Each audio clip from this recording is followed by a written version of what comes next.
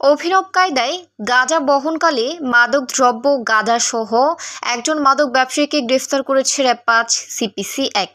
আব্দুল্লাহ আল মুক্তাদির বাথন, staff reporter, বিশ্বের আলো TV, Rajshahi.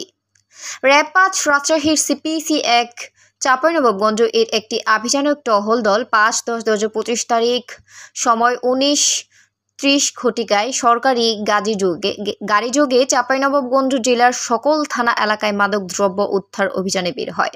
অভিযান পরিচালনাকালীন সময় গোপন সংবাদের ভিত্তিতে জানতে পারে যে চাঁপাইনবাবগঞ্জ গোমস্তাপুর থানাধীন খানাদিন রহনপুর ইউনিয়ন বংপুর শাকনিস্থ নাম মনিরুল ইসলাম, পিতা সোলেমান আলী এর চায়ের দোকানের সামনে পাকা রাস্তার উপর মোহাম্মদ আপন মিয়া, মৃত মোহাম্মদ আতাউর রহমান, হারিস সাং, বৌগাঁও, পোস্ট অফিস, তেলিয়াপাড়া, থানা মাধবপুর, জেলা হবিগঞ্জ আসামির মাদকদ্রব্য ক্রয় বিক্রয়ের জন্য অবস্থান করতেছেন।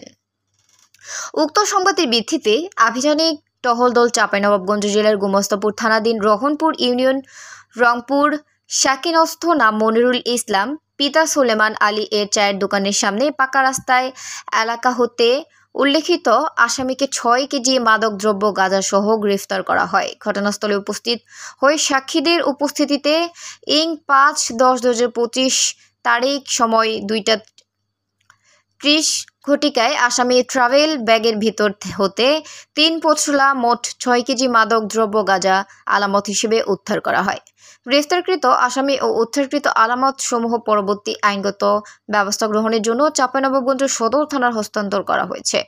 এই সময় উপস্থিত ছিলেন প্রেস ও ইলেকট্রনিক মিডিয়ার সাংবাদিকবৃন্দরা।